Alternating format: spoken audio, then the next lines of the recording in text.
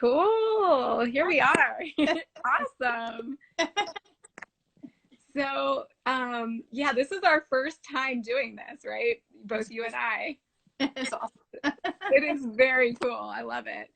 So all I had to do was add you like two little faces, and then we were able to, I just hit your picture and then it connected. Oh, that's awesome. Yeah. So thanks to everybody for tuning in to our dual live here on Instagram. And we are going to be talking and getting to know each other a little better and asking each other some questions. And first, we're just going to talk a little bit about ourselves, like what our background is. So Tiffany, can you tell the viewers a little bit about yourself, your job, your interest in wellness, and, you know, also a little bit about your children and the age of your kids? Yeah, definitely. I am a mother, right? And a wife. And I'm a personal trainer. And I'm in the fitness industry. I've been in the fitness industry for, I don't know how long, maybe 20 years. It's been a long time. Nice. Yeah, and I love it. I love helping people just become better versions of themselves. I like to see that confidence boost that they get from it, and just living healthier lives, eating clean, and using cleaner products. Those are huge things for me to help people with those things.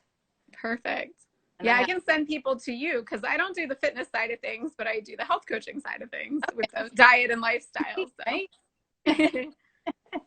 And my kids are 12, so they're going to be 13 in just a couple of months. They're 12 and a half. All right. So teenage years can be tough as it is. Yes. So, yes.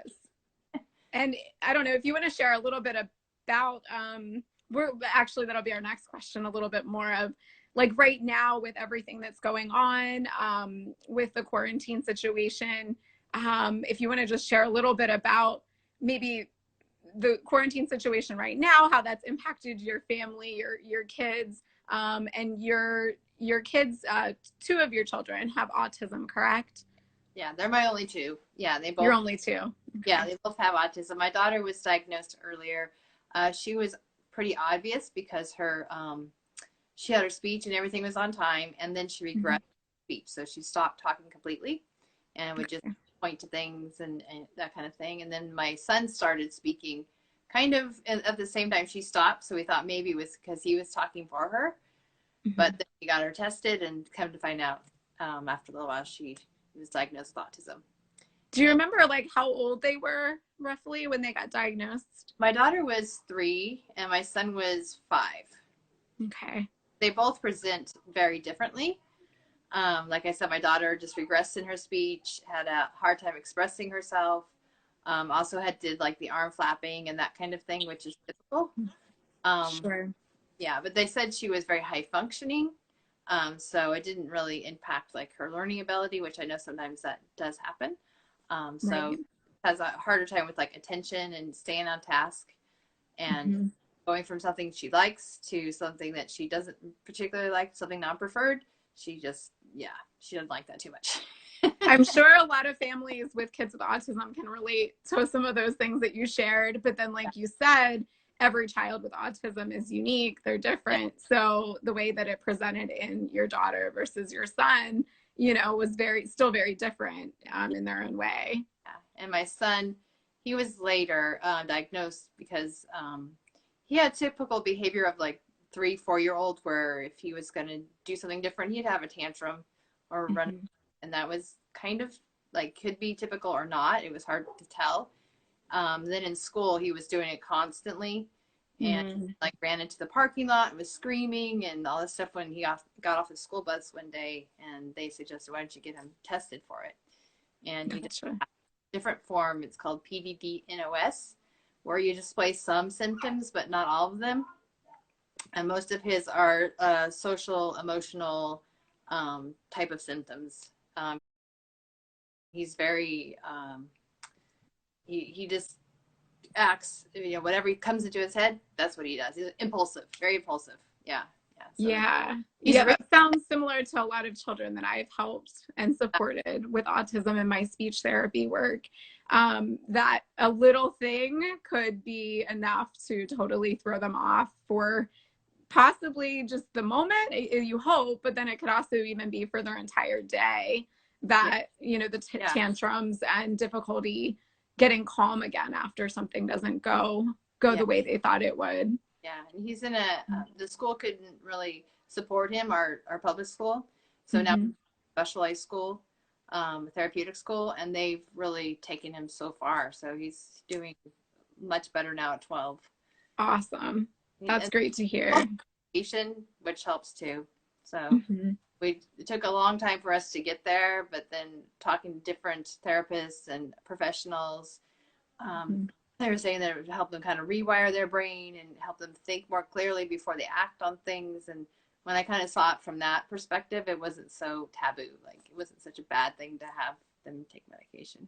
Sure. How long do you think it took you to kind of have a better understanding of autism? Because like you said, like 3 and 5 was when they were diagnosed, but you know, has it taken quite a while to really have a better understanding of what that diagnosis even meant for your kids and your family? That's kind of hard to answer Mm-hmm. because we deal with, you know, how they are. So just knowing that, okay, this is because of the autism, that part does help, but we're just so used to dealing with things a certain way that we don't even realize that it's because, you know, does that make sense? Like we know, but then we don't know because we're so Sure. Like the label is just a label, yeah, but I mean, I guess if you come across some information that gives you a new light or perspective on it yeah, because of the yeah, name, then it may be helpful. Is that what you mean? But yeah. really, you were dealing with the behaviors, you were dealing with the signs that they were presenting and like who they were prior to even knowing what autism was, perhaps. And just working with therapists now, it's easier to understand why they are doing a certain thing or maybe thinking a certain way. So just having that knowledge now helps us understand and deal with them. Yeah. Awesome. Yeah, because therapists, like after a while, like if they've worked like me, like I've worked with a lot of kids with autism, like there's definitely some commonalities, but then again, they're unique individuals as well. But things like sensory, like sometimes you don't know why they're reacting a certain way and it doesn't make sense. But if you realize that it's due to, let's say, something got on their hands and they don't like the feeling of that texture on their hands, that Yeah. could be enough for some kids to really get upset and throw a temper tantrum and not want to do anything else. So Because my daughter, I would ask her because she didn't like to have her pajamas on when she was little. mm-hmm. I ask her now, like she's 12. This is like when she was, I don't know, 2 or 3. Why do Yeah. you like to have your pajamas? She's like, they are so itchy. Like now, Oh, like expressing. now she can tell you, but Yeah, back then you just yeah, see the behaviors, right? yeah. Yeah. They're itchy. I'm like, okay, I get it now. but Sure. but before you're like fighting it, just get your pajamas on. Right. Like, what is wrong? I don't Yeah. get it. Yeah, that's great. It's great to hear your perspective from like your own experience. And now with the quarantine side of things, like how are you guys doing? How are your kids doing with this? Because I know for adults, it's hard to understand like Yeah. what all's going on and like when is this going to be over? A lot of uncertainty. So for a child with autism who might like structure, usually they do, and like to have an idea of what's coming next, like how has that been for you guys? Not too bad. It's just they have to know things before it happens a lot of times. So Mm-hmm. told them before we set up their distance learning exactly how it was going to happen, and they're to talk to their teachers on the computer or on the phone.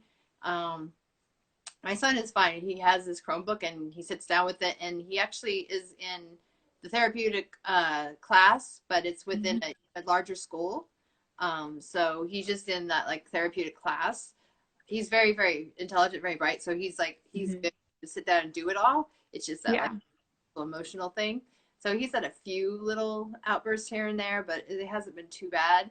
My daughter needs a little more guidance, like with her school. She has to Mm-hmm. like coming up and like be walked through all the steps. So I'm just pretty much with her the entire day. I'm just saying, Yeah. son, I can give him the thing and he can go and he's fine. So I Sure. can concentrate on her. Different levels of independence. So thankfully they are different in that way. So that Yeah. you're, since there's only one of you. So Yeah. My Oh. daughter with anxiety along with Mhm. the autism. I have anxiety too, so I'm sure she gets it from me. Yeah. But her anxiety was pretty high because even just going outside, she was afraid to go outside because she thought she would get COVID. I'm like, no, you can't get it just going outside. So just kind of getting her to do things that she would normally do, like go outside and play and that kind of thing, can be difficult. But her teacher talked with her and did like a little, gave her a task. She has to go outside, do a TikTok with her. She has like a Eevee doll, the Pokemon doll thing. Yeah. TikTok with her little Pokemon doll outside, and then she came back. She was so excited. Oh, we did it! Oh, good. Yeah. We Nice. went on a walk today with her little Pokemon Go thing, and took a walk with it. So So that's a comfort for her. So yeah, if she has that, it will help her try new things. Is yeah, that yeah, awesome? I know. It's just getting creative sometimes. Like little steps, little things can make a big difference. yeah, yeah. Certainly does. Yeah, Awesome. Well, I'm glad you're doing overall pretty well, although again, things have yeah, changed very quickly. And yeah, so we're all, I think, adapting and realizing how we deal as adults too with change and newness and uncertainty. So I would think your kids are not alone in the fact that a lot of people are feeling worried, anxious, and I go in spurts. Sometimes I'm feeling really good and positive, and then there's other times that I feel like I get whacked hard with something, no, I and then I did. have to pick myself back up again. Yeah, yeah, Yeah. Awesome. Well, thank you for sharing that because I'm sure that will be helpful to other parents and then especially parents of kids with autism who are going through similar work at home and try to school at home situations. yeah. It's So hard. thank you. Having teachers that are understanding and helpful is like huge, and we've had so much support, and I'm so thankful for them. Awesome. Yeah. Very good. All right. So was there anything else you wanted to share? Otherwise, we could switch and I'm happy to share a little bit more about myself as well. No, I think we covered things pretty well. Yeah. So what do you do exactly? Sure. What don't I do? I feel like I do a lot sometimes, Tiffany, So, but it makes me who I am. So I do speech therapy is my main job, and I've been doing that for 12 years, primarily with children. And I worked mostly in public schools, but I do have some experience in clinics, kind of more outside of the workday, seeing some clients here and there, kids and adults. And then a couple years ago, I switched over to doing birth to three. So I would drive to kids' homes and provide therapy in the home. And I'm really proud of it because some people are like, oh, no, no, no, I won't do that. I don't know what that setting will be like. Like there is a lot of unknown uncertainty going into someone's home, but it was very valuable. And I felt like I had the most connection to families and was able to really probably support families the best because they were right there in front of me. So it was a great experience. And then I ended up switching just because the uncertainty of pay in that setting and cancellations was very stressful. So I ended up about after, I guess it was 2 years, switched to preschool, which I would go to daycares and go to different pre-K and Head Start classes, as well as occasionally homes if needed for children that are sick and aren't able to leave the home. So it was similar to the birth to three, but a little bit different, a little more prepping the kids for school and kindergarten. Very, very busy, lots of changes, lots of kids moving through the program.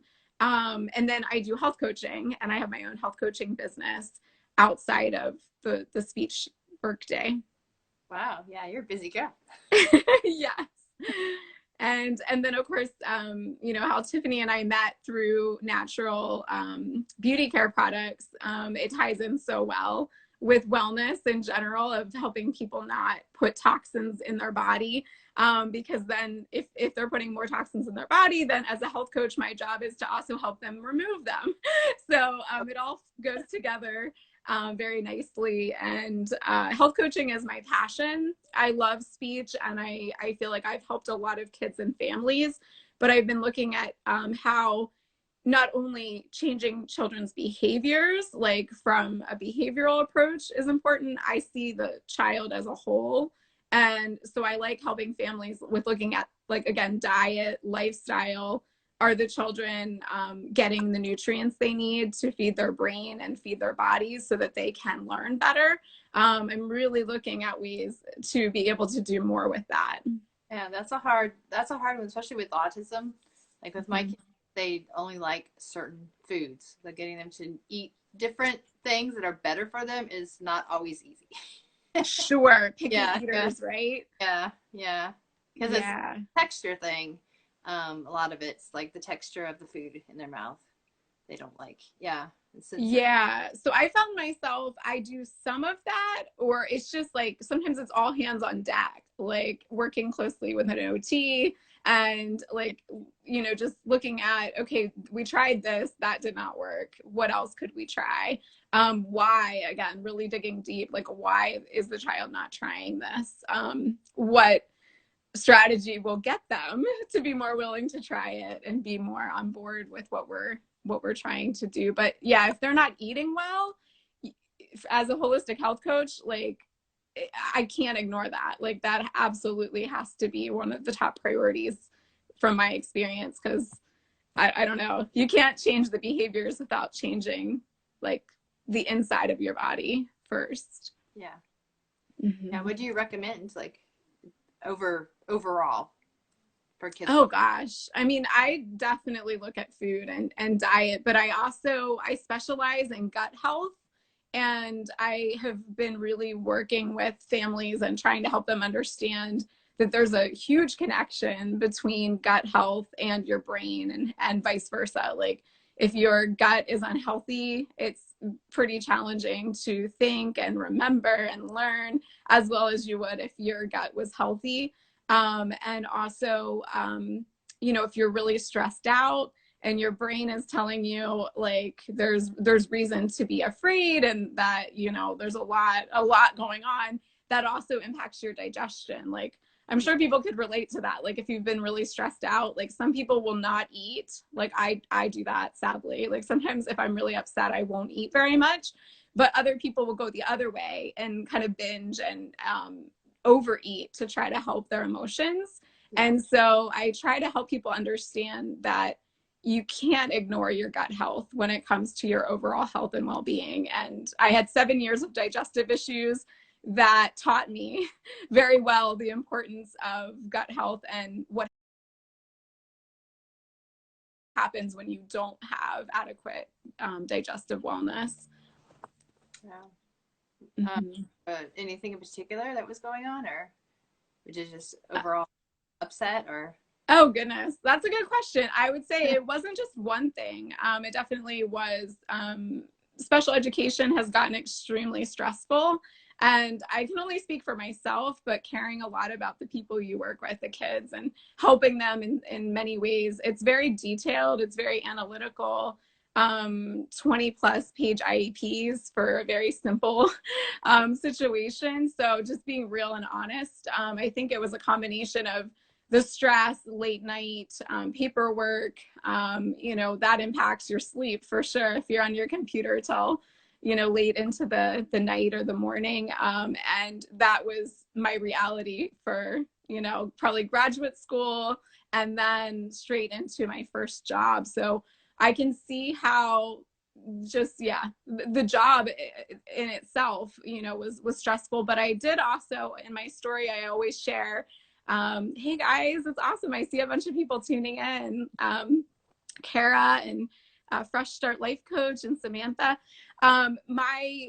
In grad school, I had a couple rounds of antibiotics. So when I did my research on that, I discovered the reality that the more antibiotics you've taken, the more toxins you've been exposed to, a lot of things are really working against our gut health. And I can tell that definitely back in grad school, when I had several antibiotics in a year's time, my gut, it got worse. It did not get better. But I also wasn't taught about what else do I need to do, like looking into a high quality probiotic, making sure that I was eating well and nourishing my gut, because, and then that I just didn't get better. It just got worse because I didn't know what else to do. I was just told, hey, take this antibiotic.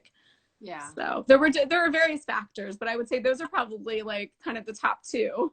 Yeah. High stress, antibiotics frequently within a short period of time. Yeah, I can see that. Yeah. Yeah. Wreaks havoc. I said it wreaks havoc on your body. It sure does. And I'm sure maybe some people here can relate where you just, do that, like, oh, I'll just get this antibiotic, or I'll just, do this because I need to get back to work. Like, I don't have time to be sick. Can anyone relate to that? And like, now I have a very different perspective on things. And some people might think I'm crazy, but I'm like, if you don't have your health, what do you have? And I know how long it took for me to get back on track and restore my gut. And I don't want other people to have to go that long. Like 7+ years is miserable when you don't know what to do about it. Yeah, that's great. So, yeah. Well, thanks for sharing your story. It's great. Oh, yeah, no problem. Yeah, and so in speech therapy, there's a lot of kids struggling and their parents don't think about their gut or don't necessarily. And I understand. You see what you see. A lot of people will say too, like, oh, like I heard someone say this just this week. Oh my gosh, the kids really need speech. Like it's so obvious, like he can't pronounce things correctly. Or so they'll call me in as a speech therapist, like very quickly to help a child. But what I encourage people to consider too is like what's going on below the surface. There's a lot going on deeper that we don't recognize. And if you don't recognize the deeper, you're not getting to the roots of the problem. And that's what I try to help people in my health coaching and my speech as much as I'm able to say, we need to look deeper here. And then if we do, what all is possible for the child or what's possible for the person if we really get to the bottom of it. Yeah, exactly. Yeah. Okay, well, I guess we shared our stories and kind of what's going on right now, like with the quarantine, like how we're doing with that. I guess I didn't really say, but I'm trying so hard, like in the work I'm doing, it's trying to connect with kids online if possible, and preschoolers, and that's been challenging. It's required totally rescheduling everyone and waiting for parents to let me know if certain times will work for them. And so I feel like I'm in the same boat with, like, even though I'm not at home with children, but I'm spending all day on the computer, all day, like trying to respond to technology to try to reestablish some normalcy for myself and the kids, and see if we can keep the speech therapy going and in a way that is somewhat similar to what it was prior to all of this. Yeah, it's hard when you don't have that human connection, especially probably in. Oh yeah, it's very tough because demonstrating is a big part of helping. So I can try to like show and use my hands and whatever on camera, but like being in person and physically being present, I mean, you just can't compare to that. So I have to use my words to coach the family as best I can on what to try or what to do. Yeah, it's challenging. Yeah. Doing a lot of training online as well, and it's hard because I can't see like half of what they're doing. So it's like, okay, show me, move the camera, I can't see you. For the fitness side of things, yeah. The angles. It's so true. So yeah, we're just doing the best we can. Yeah. Let's see here. So what brought us together, what I think is really cool, is that you do, fitness and I do health coaching, and we both have that interest and passion for wellness. And then we just met, well, I just got involved with the natural beauty care business in the end of November, the beginning of December. So it's relatively new for me. How long have you been doing it? I started December 2018. Awesome. Okay. Yeah. So we've met through this, but just recently, since I just got started not too long ago. And here we find out, you know, we do have some commonalities, that I work with kids with autism. You have children with autism, and we have this passion for wellness. So I wanted to ask you though, with the beauty care business, like what did you find in it that made you want to get involved with it? The first thing, well, I heard that you could use it for curly hair. Obviously, I have curly hair, so yeah, I love curly hair. By the way, it's that whole thing. Like, if you have straight hair, you want curly. I know it's always. And if you have curly, you want straight. Is that right? I'm happy now, though. I'm all awesome. Good. So I heard, you know, it was a good product from somebody that reached out to me. So she's my upline, my sponsor. Her name is Jill McKenzie, and we just started talking. And I wanted to learn more about it, so she sent me the results group, and I went on and like saw all these different results from natural products, people actually regrowing their hair, and it was just like it was crazy to me. So I just have to do this so I can help people, you know, feel really good about themselves and use something that's really healthy for you, helps your scalp and your hair in a natural way. So that really got me interested. Awesome. Yeah, I know for me, I found out about it from Amanda, and I used one like thing of shampoo. I was like, I'll just give it a shot. But I was like, if I just went off of, you know, Googling it or whatever, like I was like, I don't know about this. And all I had to do was try it myself, and I was hooked. I'm like, my hair has never felt this smooth, this clean. You know, going several days between washes, you know, you can obviously wet your hair, but you don't need to shampoo it every day or condition it. And I was using a lot of conditioner because my hair is long and really thick. And I just found the natural stuff I was using it made me feel good that it was natural, but it really wasn't working. Like, it was just, yeah, it was just a healthy product, but it was not effective. So I was doing the silicones with the coconut oil, so I like had a weird thing going on in my hair. Gotcha. Okay, yeah. So you had the natural, but then the silicone was sticking. Yeah.